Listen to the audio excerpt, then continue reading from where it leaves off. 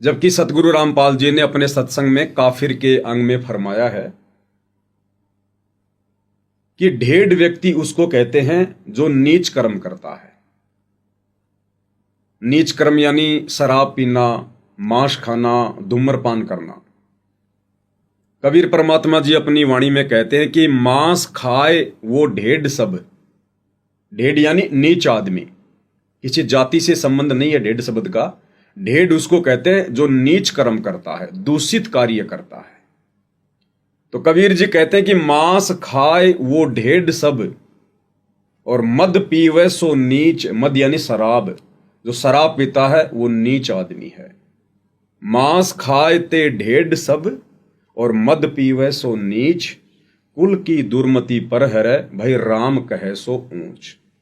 जो भगवान का भजन करता है वो चाहे किसी भी जाति से है, किसी भी धर्म से है, किसी भी वर्ण से है, वो परमात्मा के नजरों में ऊंच है। और यदि कोई ब्राह्मण जाति का या अन्य कोई क्षत्रिय जाति का, कोई वैश्य जाति का व्यक्ति यदि शराब पीता है, मांस खाता है, हुक्के का सेवन करता है या तंबाकू के रूप में बीड़ी, सिगरेट, अन्य नशीली वस्तुओं का प्रयोग करता है, तो चाहे वो किसी भी ऊंचे वर्ण का क्यों ना है, खानदान का क्यों ना है, वो परमात्मा के नजरों में आध्यात्मिक दृष्टि से ढेड़ व्यक्ति है, वो नीच व्यक्ति है। अब हुक्का पीने वालों को ढेड़ व्यक्ति की, नीच व्यक्ति की संज्ञा सतगुरु रामपाल जी ने क्यों दी है? क्योंकि हुक्का मोक्ष प्राप्ति के मार्ग में सबसे ज्यादा बाधक है। सबसे बड़ी कमी क्या है कि हमारा समाज अध्यात्म से परिचित नहीं है, कोसों दूर बैठा है। हालांकि हमारे देश में गांव गांव में गुरु है, नगर नगर में गुरु है। परमात्मा भी अपनी वाणी में कहते हैं भाई गुरुआ गाम बिगाड़े साधो, गुरुआ गाम बिगाड़े, और ऐसे कर्म जीव के ला दिए इब जड़े ना जाड़े। इस कदर इन नकली गुरुओं ने, पेट भर लोगों ने अपनी रोजी रोटी के लिए, अपने धार्मिक धंधे के लिए आत्माओं को उल्टे भक्ति विरुद्ध कर्मों के रंग में रंग दिया है। तो ये जो तमाकू सेवन है, ये चाहे हुक्के के रूप में हो, चाहे बीड़ी के रूप में, सिगरेट के रूप में, सिगार के रूप में, किसी भी रूप में हो, ये सबसे ज्यादा बाधक है परमात्मा प्राप्ति के मार्ग में। क्योंकि हमारा जो मनुष्य शरीर है, इस मनुष्य शरीर में कमल बने हुए हैं, जिन कमलों में देवी देवताओं का वास है। मूल कमल में श्री गणेश जी का वास है, सवाद कमल में ब्रह्मा और सावित्री जी का वास है, नाभि कमल में श्री विष्णु जी और लक्ष्मी जी का वास है, हृदय कमल में शंकर और पार्वती जी का वास है, कंठ कमल में श्री दुर्गा जी का वास है। तो जब हम इस हुक्के का सेवन करते हैं, इस बीमारी का सेवन करते हैं, तो हमारे शरीर में विराजमान उन देवी देवताओं को ये तमाकू, इस तमाकू का धुआं उनको दुखी करता है। और जब हमारा शरीर छूटता है और शरीर छूटने के बाद जब आत्मा शरीर से बाहर निकलती है, तो आत्मा सुषुम्ना द्वार से बाहर निकलती है, जो कि 10वां द्वार है। ये जो हमारी नाक है, नासिका है, इसमें 2 हैं ये द्वार। ये इसको बोलते इला, इसको बोलते पिंगला। इन दोनों के जस्ट बीच में जहां पर ये हड्डी शुरू होती है, यहां पर एक सुई की नोक से भी बारीक एक सुराख होता है, जिसको कहते हैं सुषुम्ना सुराख, जहां से साधक की आत्मा शरीर छोड़ते समय बाहर निकलती है। और ये जो हुक्का है, इसका जो तमाकू है, बीड़ी का, सिगरेट का, हुक्के का, इसकी जो धुआं है वो सबसे पहले उस सुषुम्ना द्वार को बंद करती है।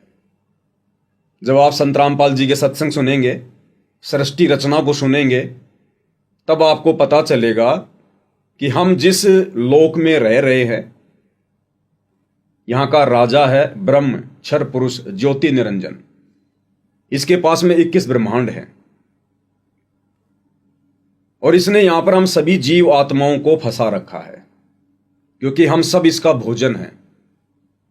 इसको परमात्मा कबीर जी की तरफ से प्रतिदिन 1 लाख आत्माओं के सूक्ष्म शरीर से निकली हुई जो वासना होती है, जो गंध होती है, उसको खाने का श्राप लगा हुआ है, जिस कारण से ये हमें फ्री नहीं होने देना चाहता और ये हमें बुराइयों में फंसा के रखता है, ताकि ये आत्मा मोक्ष प्राप्त करके वापस शतलोक ना चली जाए।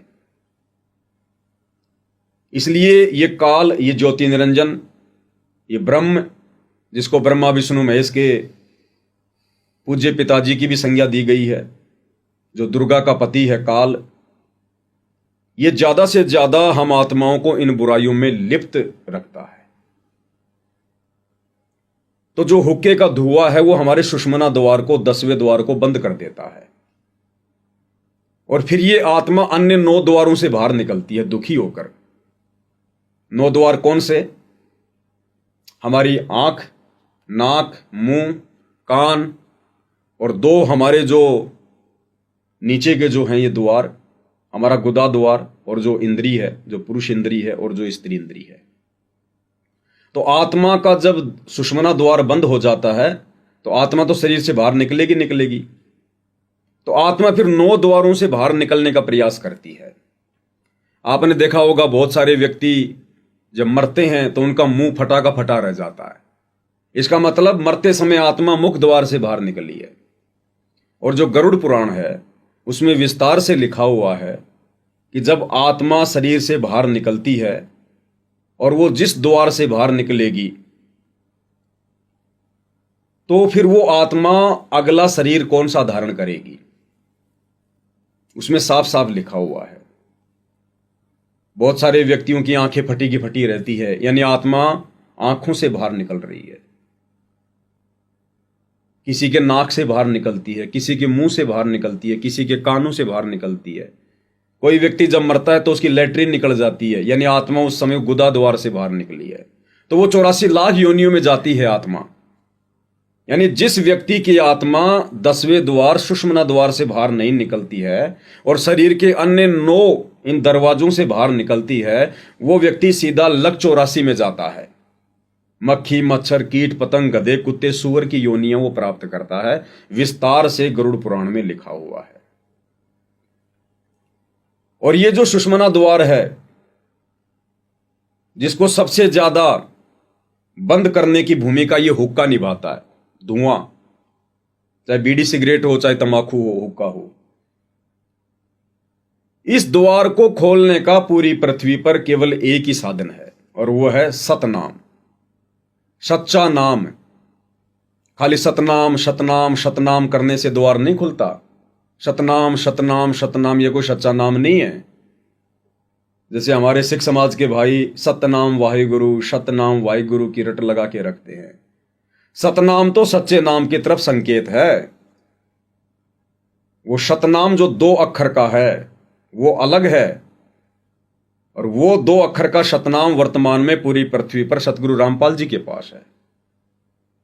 और उस सतनाम का श्वास उस श्वास के माध्यम से सुमरण किया जाता है, जिससे वो बंद सुषुम्ना द्वार खुलता है। दूसरा इस पृथ्वी पर उस बंद सुषुम्ना द्वार को खोलने का तरीका नहीं है। इसलिए सतगुरु रामपाल जी ने काफिर के अंग में इस हुक्के को मनुष्य के लिए सबसे बड़ी बीमारी बताया है, मोक्ष में सबसे ज्यादा बाधक वस्तु बताया है। और आदरणीय गरीबदास जी ने काफिर के अंग में हुक्का पीने वाले को ढेड व्यक्ति की संज्ञा दी है। इसलिए मैंने वो वीडियो बनाया था जब हरियाणा के खाप पंचायतों के द्वारा महम चौबीसी चबूतरे पर सतगुरु रामपाल जी का सम्मान किया गया था। तो मैंने कहा था कि भाई सतगुरु रामपाल जी के भक्ति विधान अनुसार जो व्यक्ति उनका भगत नहीं है, वो गरीबदास जी की अमृतवाणी में लिखे काफिर के अंग के अनुसार वो व्यक्ति ढेड है, नीच है। क्योंकि मनुष्य जन्म प्राप्त करके ये मनुष्य जन्म केवल मोक्ष प्राप्ति के लिए मिलता है। बड़ा दुर्लभ है ये मानव जन्म, दुर्लभ है ये, मिले न बारंबार। जैसे पेड़ से पत्ता टूट गिरे फिर वापस नहीं लगता डार। 84 लाख योनियां भोगने के बाद परमात्मा हमें एक मनुष्य जन्म देता है, और ये मनुष्य जन्म केवल परमात्मा की सत भक्ति करके मोक्ष प्राप्ति के लिए मिलता है। और आज हमें वो सुनहरा अवसर मिला हुआ है, क्योंकि धरती पर स्वयं कबीर परमात्मा सतगुरु रूप में संत रामपाल जी के रूप में स्वयं प्रकट हैं। वो शतनाम देने के लिए। और यदि ऐसे में कोई व्यक्ति सत भक्ति सतगुरु रामपाल जी से लेकर शुरू नहीं करता है तो वो व्यक्ति अपने मनुष्य जन्म को बर्बाद कर रहा है। इसलिए काफिर के अंग में ऐसे व्यक्ति को, जो व्यक्ति सच्चे सतगुरु की शरण में आकर सत भक्ति नहीं करता, सतनाम का जाप नहीं करता, उसको काफिर कहा है, उसको ढेड कहा है, उसको नीच कहा है। उसके बाद काफिर के अंग में और भी बहुत सारे जो कर्म हैं, जो कर्म आदमी करता है, जैसे चोरी करना, जारी करना, कुदृष्टि रखना, तमाकू पीना, शराब पीना, कन्याओं की हत्या करना, दहेज लेना, मार पिटाई करना, मिलावटखोरी करना, रिश्वत लेना, इन सब को भी काफिर के अंग में ढेड व्यक्ति कहा है, नीच व्यक्ति कहा है। तो सतगुरु रामपाल जी के भक्ति विधान अनुसार मैंने वो वीडियो बनाया था कि भाई किसी भी प्रकार से, चाहे वो महम चौबीसी खाप के सरपंच हो, चाहे प्रधान हो, चाहे हरियाणा का मुख्यमंत्री हो, चाहे देश का प्रधानमंत्री हो, यदि वे व्यक्ति सतगुरु रामपाल जी की शरण में नहीं हैं, उनके तमाम मर्यादाओं को फॉलो नहीं करते हैं, तो वो व्यक्ति किसी भी प्रकार से सतगुरु रामपाल जी का या उनकी प्रतिमा का सम्मान करने के अधिकारी नहीं है। वो व्यक्ति ढेड की श्रेणी में है, नीच की श्रेणी में है। और ऐसे नीच व्यक्तियों का, ढेड व्यक्तियों का सम्मान सतगुरु रामपाल जी कभी भी स्वीकार नहीं करेंगे। तो इस बात को लेकर जब वो वीडियो ज्यादा वायरल हुआ तो सतलोक आश्रम मैनेजमेंट हरियाणा वालों ने उन खाप पंचायत के प्रधानों के साथ मिलकर एक कॉन्फ्रेंस की। उस कॉन्फ्रेंस में सतलोक आश्रम के काफी लोग थे और उन लोगों में एक हरियाणा का स्टेट कोऑर्डिनेटर अमन गोदारा भी था। स्टेट कोऑर्डिनेटर का मतलब होता है पूरे हरियाणा की संगत का मार्गदर्शन करना।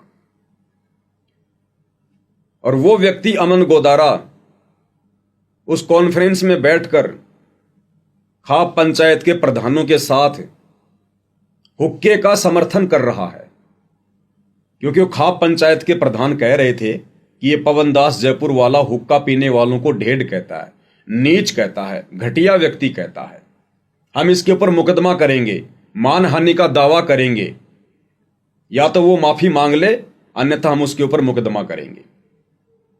तो ये बातें बैठे बैठे वो सतलोक आश्रम के मुख्य लोग अमन गोदारा सहित सुन रहे थे। उन लोगों ने एक बार भी उनको बीच में ना रोका ना टोका कि भाई जो पवन जयपुर वाला है, जो हुक्का पीने वाले को ढेड कह रहा है, नीच कह रहा है और कह रहा है कि ऐसे व्यक्ति सतगुरु रामपाल जी का मान सम्मान करने के अधिकारी नहीं है, उन लोगों ने एक शब्द भी नहीं बोला।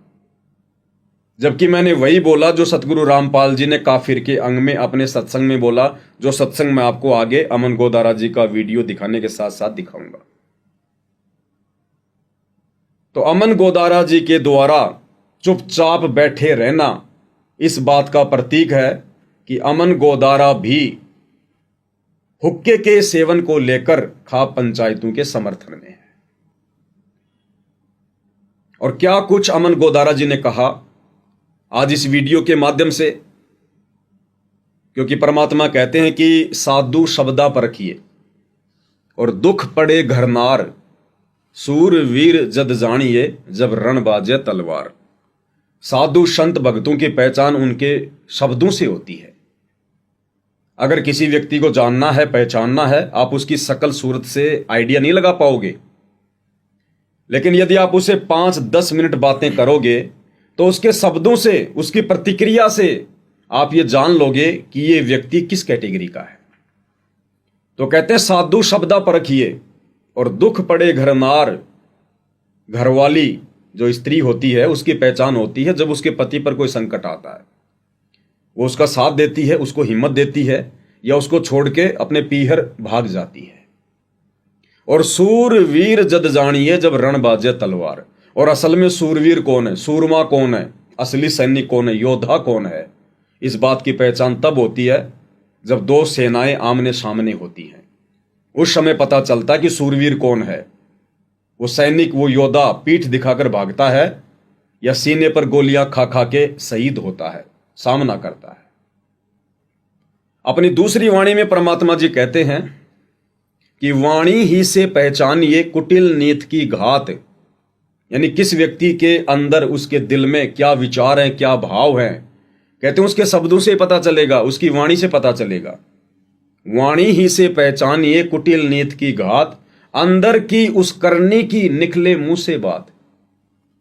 उसके शब्दों से ऑटोमेटिक पता चल जाएगा इस व्यक्ति के विचार क्या हैं।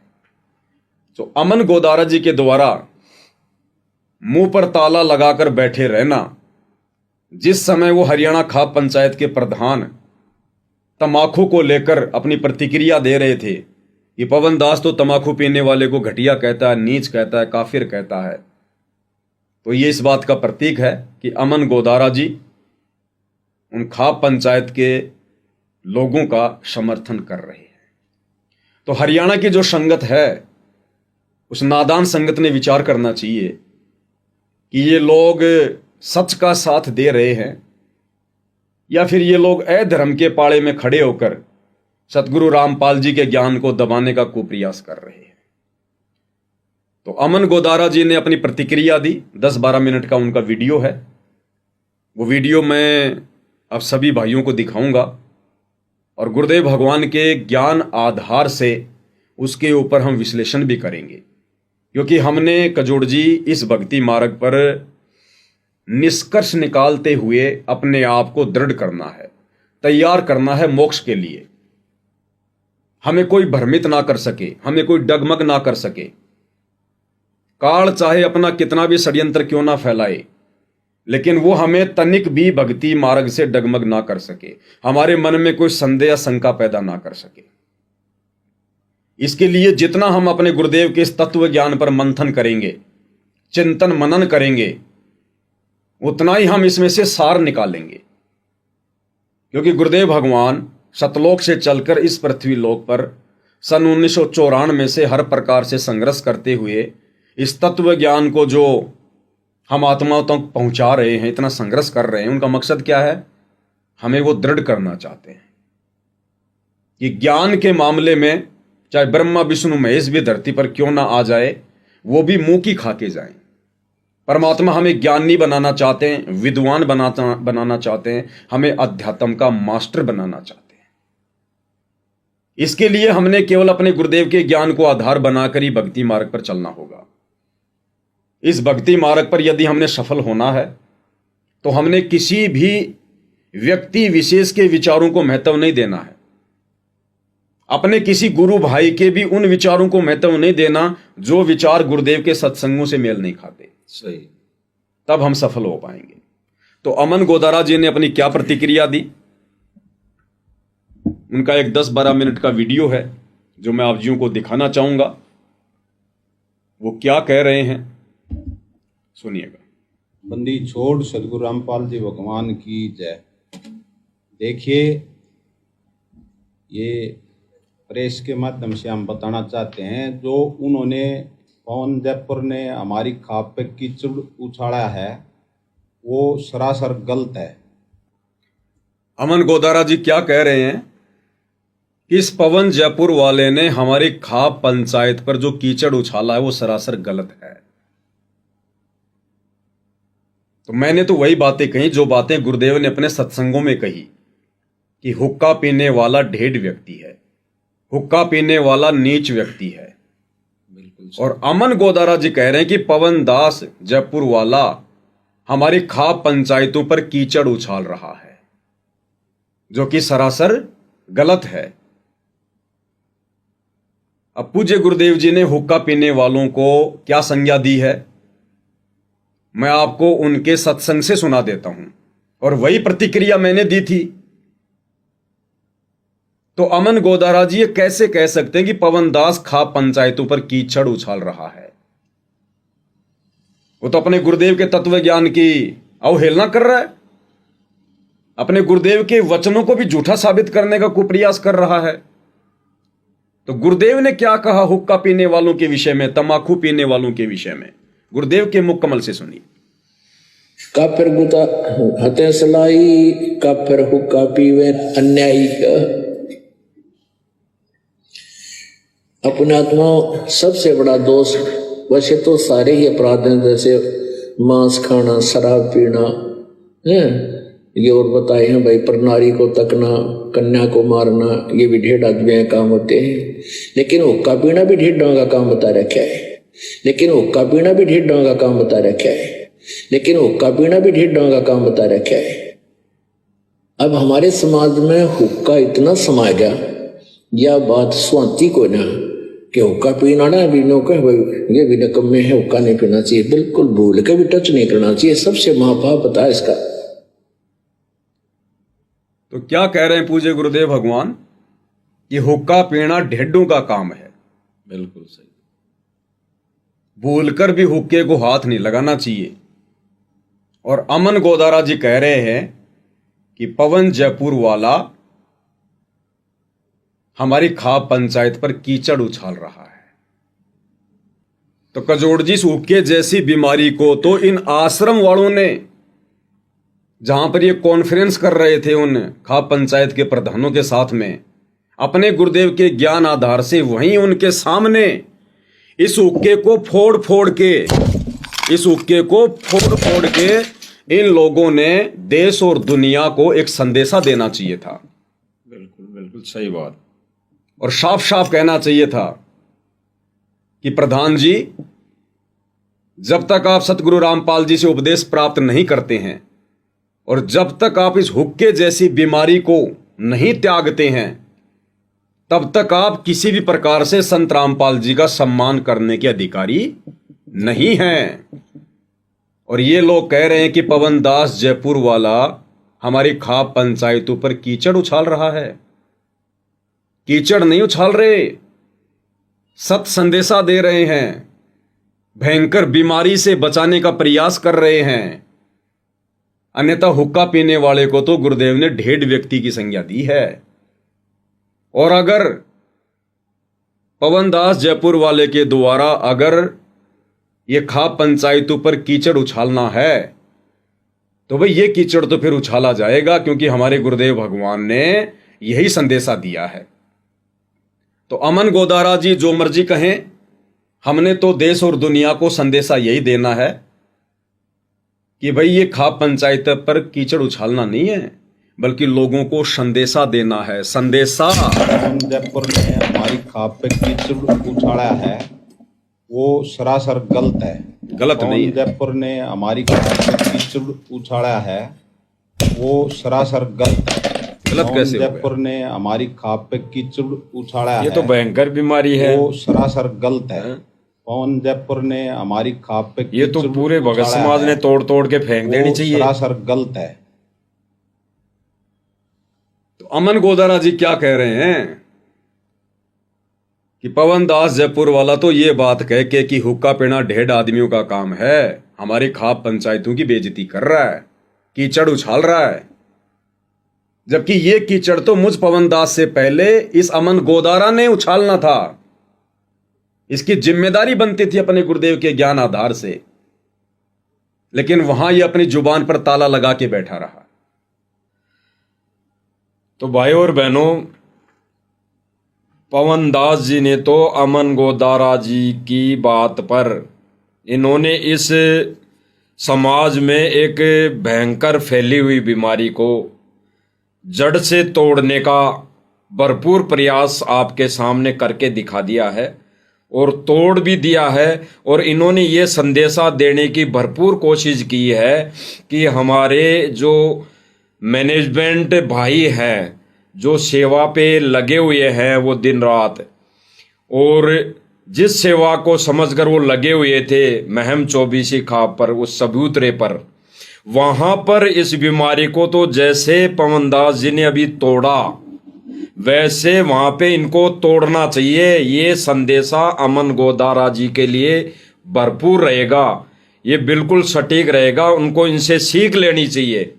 ये आज जो ये भयंकर बीमारी को पवन दास जी ने तोड़ा है, तो इससे ये संदेशा, इससे ये प्रेरणा लेनी चाहिए अमन गोदारा जी को कि ये बीमारी तो तोड़ देनी चाहिए। और जितने भी पंचायत में, उस खाप पंचायत में सदस्य थे, सरपंच थे, कोई कार्यकारिणी के पदाधिकारीगण थे तो उनसे तो ये बीमारी उनसे भी तुड़वा देनी चाहिए। तो आज पवन दास जी ने संदेशा ये दिया है अमन गोदारा जी के लिए कि भाई जो काम अमन गोदारा जी को उस समय करना था, करना चाहिए था, उसका उन्होंने परमात्मा के ज्ञान के विपरीत उन्होंने एक संदेशा देने की कुचेष्टा की समाज में। तो उस बीमारी को आज पवन दास जी ने जड़ से खत्म करने का इस सोशल मीडिया के माध्यम से ये संदेशा देना उचित समझा।